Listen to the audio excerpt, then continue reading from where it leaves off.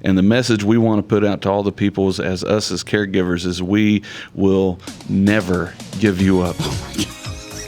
We will never let you down. I told you never push my button. Okay, I'm done. All right, go ahead. You just got rickrolled. Oh, wow. Today, again, sponsored with Star Academy. I am George. Hey, We've got Matt. how you doing? How are you doing? I'm good. I like your hat. Thank you. What's your jacket say? Oasis. Oasis. And who's going, next week to L.A.? Yeah, Yeah, to see Oasis. this guy. Yeah, I wonder how many people out there know who Oasis is. Probably not many unless they're our age. Champagne Supernova. Hey, see, there you That's go. my guy right there. Wonderwall. Yeah. They were great. Hey, we got Scott Hale back in here with us. Hey, Scott, how you doing, buddy? What's up? I'm glad you're here. He brought some material with him, got some stuff to talk about.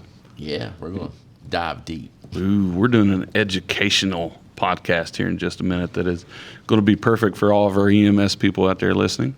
And then next, we've got a special guest on today, a new friend that I've just recently made this week, Mr. John Carnes. John, how you doing, buddy? Pretty good. How y'all doing? Oh, we're not too bad. John, so what we like to do every time we have somebody on the show for the first time is we give them just a few minutes to talk about, who they are, what they've got to do with what we do here, like why you're here and how we met. So if you'll go ahead and do that, that'd be great. I'm a coal miner, underground and surface, and I come down here to get a EMTM card. Nice. EMTM, the EMT Miner card. So how long you been in class now? 1 week. 1 week. And it's a 2-week course here at Star Academy. Yeah. Yep. So how's that going for you? How you liking it? Pretty good. Yeah. It's all right. It's different. It's different from what I took the first time. Yeah. Yeah. So how's it different? Like what's it like for you? Y'all are more in depth. Yeah, way more than what I took the first time, man. Yeah. Yeah, which is why we made it the state requires a minimum of 60 hours for an EMTM course, and we like to push it out a little bit. I think this one's going to be about 80 hours we do with this course. Mm-hmm. So we can go that in depth and teach them those long acronyms like DCAP, BTLS. Nice. Well, yeah, and then there's so much that's changed. You said we were talking before the show that he took a class similar to this in 2012. And since 2012, there's been a lot of changes in not only that curriculum, but medicine in general has come a long way. Oh, yeah. Lots and lots of changes. Now, how long you worked in the mine when you was working? Since 07 is when I got my black hat. So I started probably about 06. Oh, yeah. Yep. Yeah. Underground, surface? Both. Yeah. I've got a black hat surface and a black hat underground. Oh, man, you did do some work. Yeah, I've been around. That's why I had the carpal tunnel. Oh, yeah. All that working. Yeah. Yeah, so what was your favorite job as far as the mine goes, surface or underground? A dispatcher. Yeah? Hey, I like the power, man. Yeah. Dispatcher can make or break. Yeah, you daggone right. Hey, look, any normal time at midnight, I had like 60 men underground, and I was their only voice to the outside world. And I got voices in my head, and his name is John. And when they couldn't get a hold of me, I was always in the corner crying. Well, bro, are you serious right now, bro? Hey, so my question to you is, first, why take a EMTM class? I mean, what was your desire there? What are you? For every 10 men, underground or surface, one of them has to be a certified EMT, and that is a federal law. So are you're working toward finding a job, or is this improvement to get promotion or anything like that? I either want another dispatcher job or back in another rock truck. Okay. I'm too old now. I want to sit on my hind end rest. Right? So how does that EMTM card going to help you with that? Is that something they look for? Yeah, employees? that's a big plus, man. That'll put the application at the top of the stack. Oh, that's a good reason to take the course then. Yeah. Yeah, that's the same thing we tell people with like the EMT card and the EMT classes too. Because if I'm going to hire somebody, like even a miner, if I'm going to hire a miner, I've got 2 guys with black hats, but one of them's got an EMTM card. They're going to look at the EMTM before anybody else. Oh yeah, I want that guy. Yeah. Yeah, absolutely. Now, why Star Academy's class? Because y'all are closer. Y'all are about an hour and 15 minutes from my house. That's a heck of a drive, and you've been going at it for 8 hours a day for the last 4 days. Yeah. That's the closest one you could find? Yeah. To your Last house. time I took it in Logan. Wow. Yeah. And But that was about an hour and 30 minutes from the house, maybe. I think you're going to talk to all your friends, and it's going to make it more marketable, because our instructors don't just do the ABC, teach you to pass a test. They take it to the X, Y, and Z, where, they put value into the education and develop it into more than what it just has to be. So you're Yeah. getting a lot more out of it than your normal class. Yes, And you I think do. that's why you're enjoying it so much. Yeah, and when I get into work, when I get another job, I got one of y'all's business cards. I'm gonna staple to the bulletin board in the office. Oh, good. Yeah. I'll give you some more stuff. I'll make sure you got pamphlets and everything else. Yes. If I go back to be another dispatcher, I would love for them to get that bag you just put together. Oh, it's Yeah. yeah. I'm glad you mentioned that. Yeah. So, for those listening, don't know everything that Star Academy does, along with the EMTM class. If there's something you need, like we had a state park recently call us and say, hey, we had a big accident up here, and we were trying to take care of the person as first responders, and all I had in my truck was a blanket and a little tiny first aid kit. And so they reached out to us and says, hey, can you put us a first responder bag together? We absolutely can. And we've built them a really, really good bag, I Yeah, I think think. they'll be pleased with it. Yeah. Yeah, Pretty impressive. I think we'll do a little bit of training with them on some of the items in the bag so that they're properly trained on how to use some of those. But, man, it is a nice – I want one now. Yeah, after putting that together, Yeah. yeah, I definitely want one now. I'll be able to make a master inventory list. Oh, yeah. Yeah, I agree. I need to make one for that bag and put it in there for them. So, Like that one that's in that's what's supposed to be in that first aid kit underground. oh, yeah, Yeah, Yeah. you need something like that for that. I agree. So, my last question for you before we move on to our other segment, because I never told you what this one's called, and it's coming up. What has been your favorite, or let's do best and worst here. Okay. What do you dislike about the program? Nothing. That's a good answer, especially since, I'm teaching it and I'm sitting across from you. Well, this is what I like about Teacher's it. pet. This is more of a one-on-one. I am the only student, and I am the first EMTM. You are to come through here. You're Quite the an first honor. EMTM class. Yeah. Yeah. That means I need to get a T-shirt or something. You know, After I you get know my what card. you know what you're going to get. Quality education. That's what I'm going to give you. Yeah.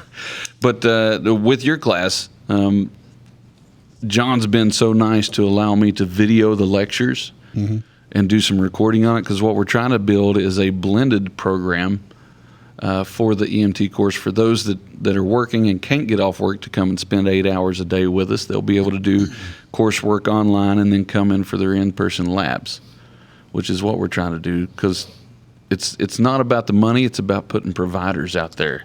And our men underground, our guys keeping the lights on, they deserve the same thing that people out here deserve. They, Amen. Absolutely. Amen. Amen. So that's what we want. We want more providers, better providers. As a coal miner myself, I worked underground for a few years and underground as an EMTM, and I can tell you they need more EMTMs underground, especially ones that know what they're doing. There's a lot out there that get this card just to get the card and get the bonus, and don't ever do anything with it. Should be from, instead of 1 to 10, it should be from 1 to 5. The ratio. What I would love to see, and me and you talked about this, is the way it works now is in the mine you've got miner operator, bolter, buggy man, and then these guys can also be your EMTMs. Yeah. What I think needs to happen is they need a full-time EMTM that One just per rides sh- around the mine. One per shift. shift. One per shift. That goes up to every section, checks Yep. on the emergency equipment, makes sure everything's in the bag. They can check some of the fireball stuff like fire extinguishers and things like that to take the load off. Well, of the safety man's AEDs. supposed to do that. Right. But this guy stays underground the entire shift.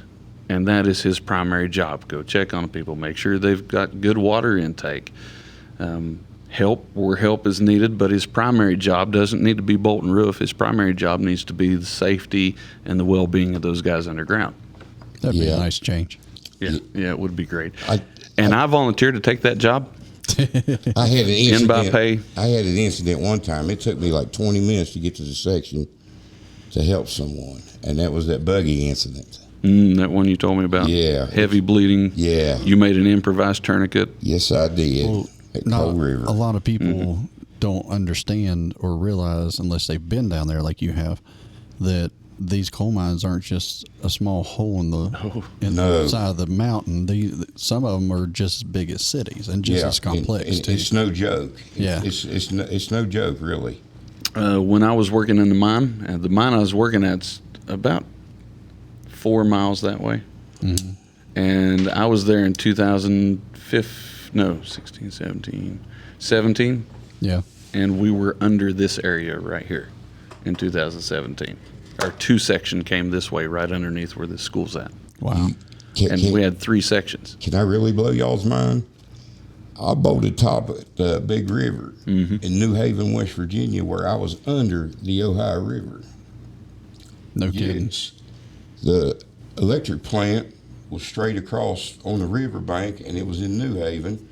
Right straight across the road from it was the mine. Went down a big slope about 3/4 of a mile, went back up under the slope, straight up under the river. Man. Wow.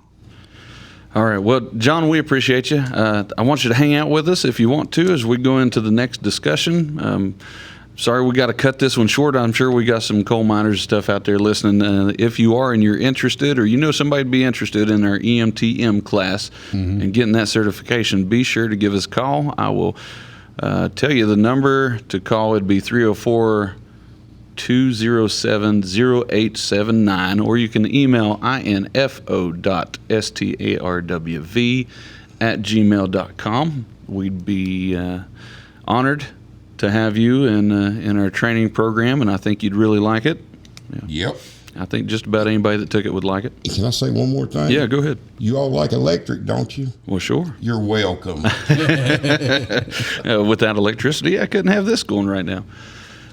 Also, interesting fact, anybody out there that is interested in going into the mine, even the high school students, as long as you are 18 and can read, write, pass a test, you can take this class and be certified as an EMTM even before you are a certified red hat or coal miner. So I thought that was pretty interesting. You can come take the class, be certified before you even go and get your mining certification. So give us a call, send us an email. We'd love to have you in class. And this is going to move us on to the next segment. Again, thank you, John, for hanging out with us and talking about the class. All right, guys, are you ready? We have got these two chomping at the bit at something they want to talk about.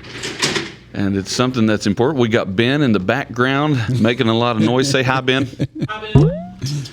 It's getting ready for class. Getting ready to start here shortly. He is. We got EMT class getting ready to come in and do some practice skills. So we better get this over with and get to the conversation. And here we go. This segment is Keep It Covered. And Matt's going to start us off. Well, like we were talking a couple episodes ago, well, really from the beginning, one of the main ideas of the podcast was to incorporate some educational series in there as well. Our first few episodes were very good. I've gotten a lot of good feedback on them, but they were, introductory type episodes, and we had a couple there where we told some funny stories, which was all fine and well. But at the end of the day, our main purpose for what we're doing over here with the podcast and with Star Academy is education. So we wanted to kind of incorporate that into what we're doing as well. So I was talking with Scott there the other day, and he had an excellent topic that he would like to discuss, or we would like to discuss today concerning trauma patients and hypothermia. Why don't you bring us into it, Scott? Yeah, I was, I'm a geek. I read all the time, and I found this one article on hypothermia on admission predicts poor outcomes, and it's by Jose M.A. and et al. It's published December 3rd of 2024. And what we got to do as we teach EMTs, we've got to roll back to the basic level that we have to prevent hypothermia. Oh, Yes. Yeah. Trauma shears is their best friend. We teach them to cut the clothes off and do your primary and your secondary survey and sugar them up, But you're constantly doing a reassessment. Everybody thinks, well, I have to keep their skin exposed for a reassessment. But do you? What are you truly reassessing? Absolutely not. Yeah. So this article talks about EMS bringing patients to the emergency room and how many were actually found to be hypothermic. And it's alarming, the number of patients that present. And the scary factor is non-rewarm patients have a 21.2% mortality. Wow. Oh, wow. Rewarm patients That's a bit have more than I thought. 8.2. And for every decrease in your body temperature by 5 degrees Celsius, there's a 25% increase in mortality. Wow. Yeah, Those that's- numbers are a bit larger than I thought they would be. Yeah, I didn't honestly. expect that. I didn't expect that either. I was Like, blown we- away by that. We know, like on the paramedic level, when we teach our paramedics, about the importance of, preventing hyperthermia in trauma patients. And, we drill into them pretty hard about the trauma triad of death. You got the hypothermia, which is a big part of that. You got the coagulopathies and the acidosis, and how it's just like a vicious cycle. One precipitates the other. I believe that the days of 2 large bore IVs and flooding them with normal saline are way beyond us now. Oh, yeah, saline tsunami's got to go. Yeah, it's got to go. But and we got to educate them about that. It's just because it's the way we always done it doesn't work anymore. You got to get out of that mindset for one, and then you got to look at the science. You got to look at these. They're constantly, medicine as a whole is constantly evolving. Every day they're doing more and more studies and figuring out some things that work, some things that don't work, and everything. Well, as far as like paramedicine and even at the EMT level, it's all evidence-based medicine. It's all based on these studies and outcomes. And there's people far smarter than me. They're out there studying these things, and blood products are beginning to be like the new norm. We're starting to get blood in the field. There's a couple pilot studies in West Virginia going on right now where they're able to get blood to these patients. Mm-hmm. And I was thinking about what we were talking about as far as hypothermia and teaching our EMTs to, yes, we got to expose it. A trauma patient is, what we were always told, a trauma patient's a naked patient, right? You can't treat it if you can't see it. So how you going to know if it's there? You can't look for an exit wound unless you take the clothes off. But the issue is, you take the clothes off, but then what? Right. And that's the step that a lot of them are missing, that we need to bridge that gap there, because, well, the biggest reason, exactly what you just said with the hypothermia and the vast difference that it makes in mortality rates. I didn't even realize those numbers were that big. But patient privacy, dignity, Right. Modesty. Modesty. That's the word I was looking for. Knowing when and how, right? There was a story I was told when I was coming up in EMS, and I'm not sure if it happened around here, and if it did, I'm not getting into that. But the situation was, it was a trauma where a young girl was ejected from the vehicle, right? Mm-hmm. And the paramedics and EMTs get on scene, and they go straight into paramedic mode. We got to take care of this. We got to triage the scene. We got to make sure everything's safe. If you say cut clothes off one more time, I have to hit the button. It's coming. It's coming. So this girl's laying out in the middle of the road, and of course it was raining and everything. Mm-hmm. And they go to triage her and assess her. Well, she ended up being a traumatic arrest. Oh man. And they may have gotten a little tunnel vision. And again, I wasn't there, so I don't know all the details, but I know the gist of the story, and it really drove a point home with me what I'm getting at. So they go right into paramedic mode and trying to save this girl's life. Completely, noble gesture, right? Mm-hmm. The only problem was they cut her clothes off. I'm not going to do it because this is a sad story. So. In the middle of the road in front of God and everybody. Oh, yeah. About the same time, this girl's dad shows up. Oh, man. Imagine how he felt. And that's in the back of my mind has followed me throughout my career, because every trauma patient I addressed, if this was my daughter laying there, how would I feel? So that's why I always impressed on our paramedic students and even our EMT students from then on out was, once I learned that lesson was, there's a time and place. Yes, we got to do these things, but we got to keep them covered. We got to keep them modest. We got to, Yeah, dignity. Keep dignity intact, not just for the patient, but for the family members. Just like you said right there, that would tear me up. Absolutely. Yeah. I'm sure he was furious. So you treat the life threats, stabilize her best you can, get her in the back of the truck. One, you got control of the environment. You can, that's your office back there. Yeah, feel free to jump in if you got something. Yeah. Nikki, remember I showed you that where their parents sued Los Angeles? Oh yeah. Yes. Yeah. For that car incident. Yes, for a Similar car wreck. situation. And then the paramedics leaked out pictures of her in her car, and I showed him. They're online. I showed Oh yeah. George. We got a it's whole kind of the same. episode coming about HIPAA. Oh yeah. They were bad, wasn't they, George? Yeah, it was bad. But these are things, and I get it in the moment, you're, as a provider, your main focus is taking care of this person, trying to save their life. But you got to think about those things too. There's a proper way to do it. Yeah. And we always focus A, B, C, D, E, and E is exposure. But we think exposure means expose. No, exposure means address the exposure. Right. And that's one thing I think as instructors and leaders and stuff, we forget that. We simply forget that. Yeah. Yeah. Too Cut many your trauma times, shears, yes. you cut them off. Excellent. Good. We got exposure. We're assessing for injuries. DCAT BLS. There you go, buddy.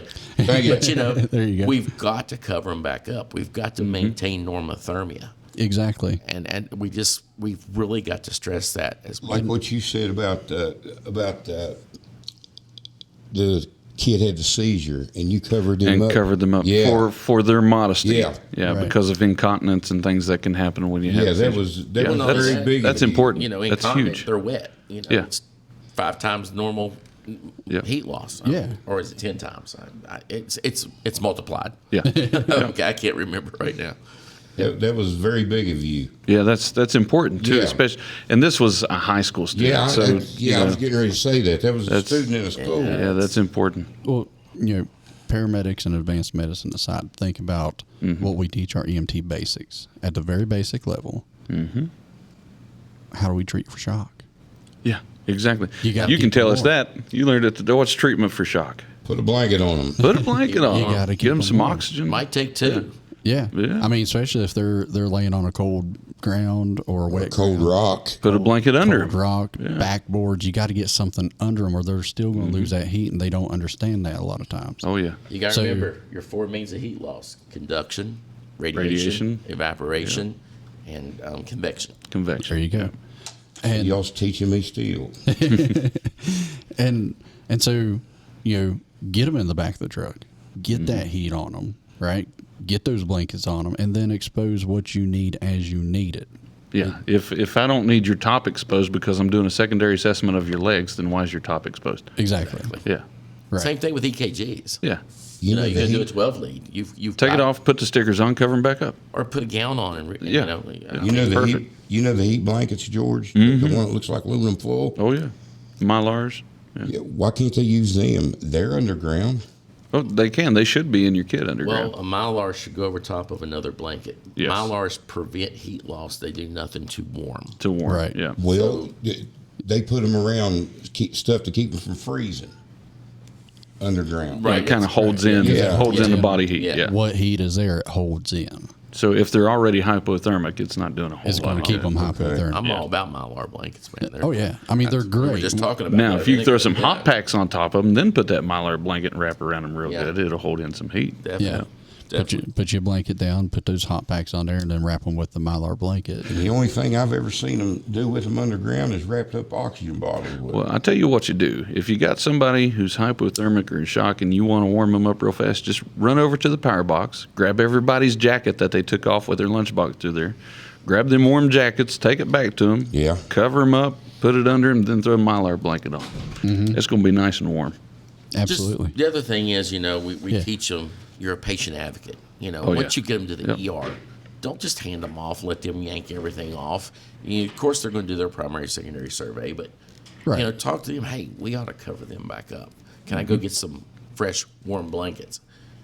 Always be an advocate for your patient. And, Always. And the other thing that isn't really paid enough attention to relating to hypothermia, especially in our trauma patients, how many EMTs, maybe not medics because we know better, but how many EMTs have we seen not get a temperature on a patient that's a trauma patient? Very true. They'll get blood pressure, they'll get heart rate, SpO2 all day long. They'll even get you a 12 lead before you get there.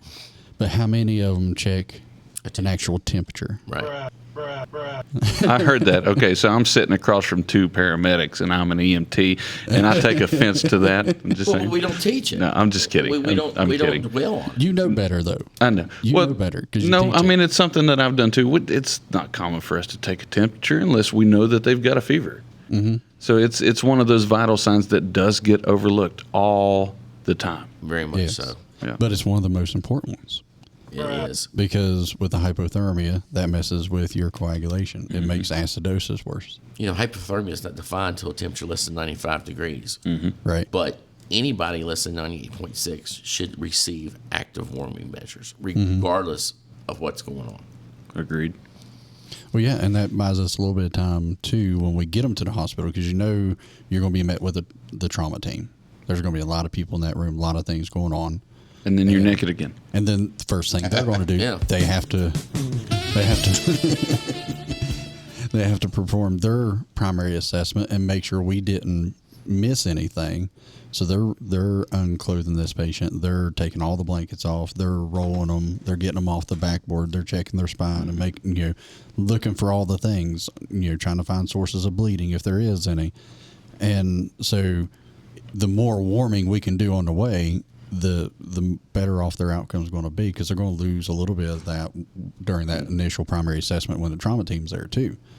And back to the initial temperature, you as a clinician working in the emergency room, Yeah. you're going to know a baseline.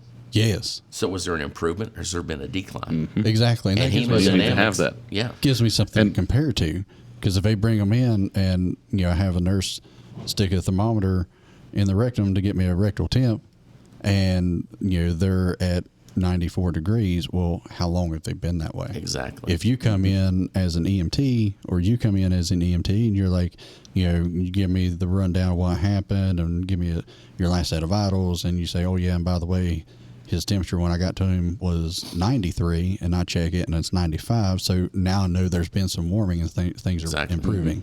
Yeah. And I want to say, I'm going to bring this back up for two reasons. One, when you said patient advocacy and look out for your patient and pay attention to these details, and you say, hey, cover them back up.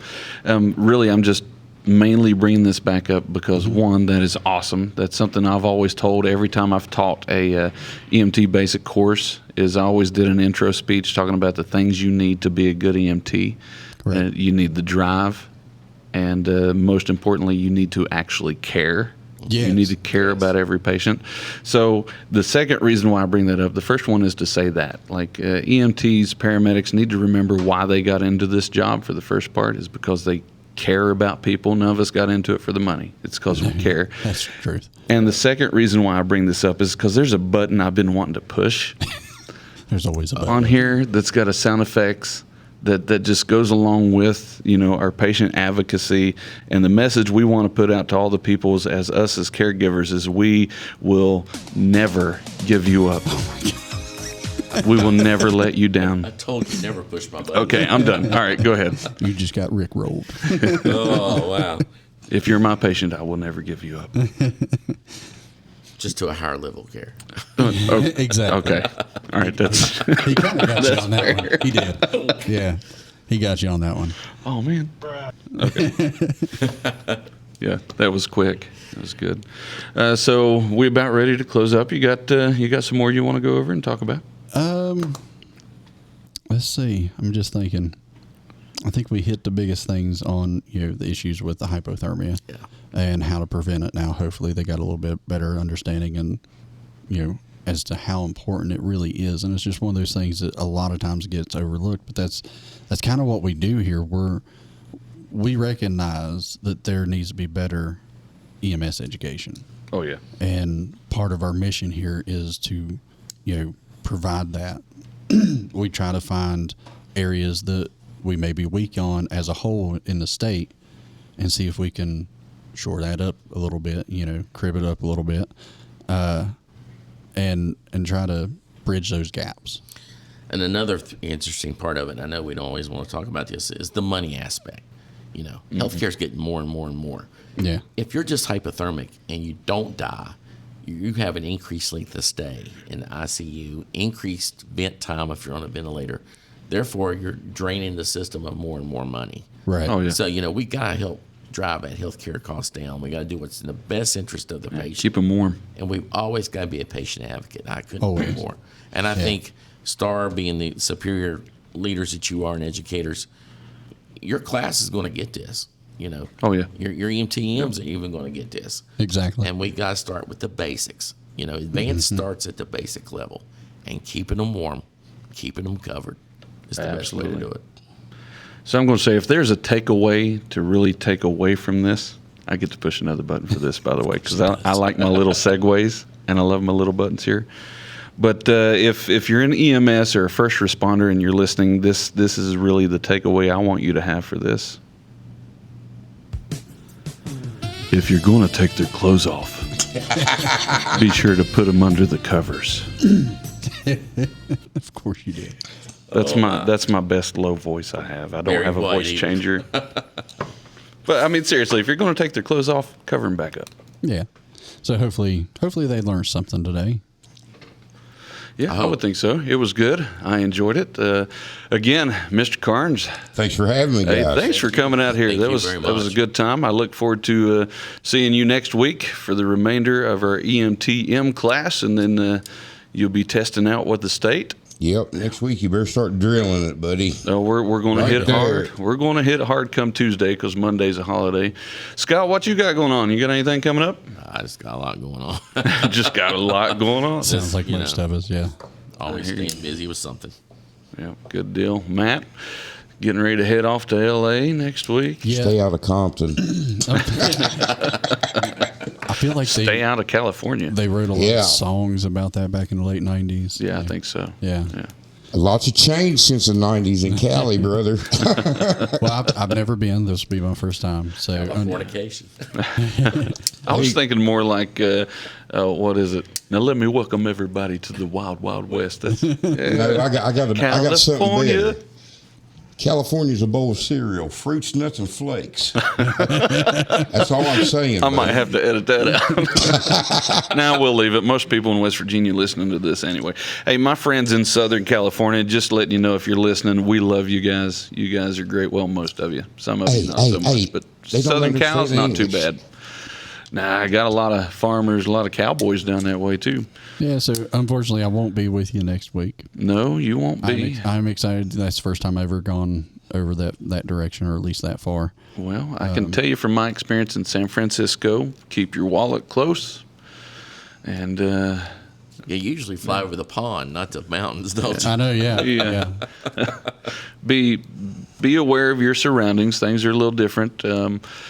The most I've ever seen people try to scam. I was in California at San Francisco at the airport in full military uniform, back when we could fly in uniform, to get a first class seat. Nice. And I've never had so many people come up to me and be like, hey, I need money to get home. Hey, can I take your credit card and put it through my machine and put it on a straw so I can get me something to eat? Yeah, dude, it was crazy. Wow. Wow. Anyway, thank you guys for being here. John, thank you again. Thank you. Thank y'all for having me, I man. I will see you again soon. And Sir. Matt, I'm going to miss you next week. I know. Hey, Ben, say bye, Ben. Bye, man. All right, guys, keep it covered and drive safe. All right, y'all be careful. On Scene, the First Responder podcast, is sponsored by the Snuffer Training and Rescue Academy. STAR Academy is Southern West Virginia's premier first responder training center, offering courses for first responders, EMS professionals, and anyone wanting to elevate their level of readiness.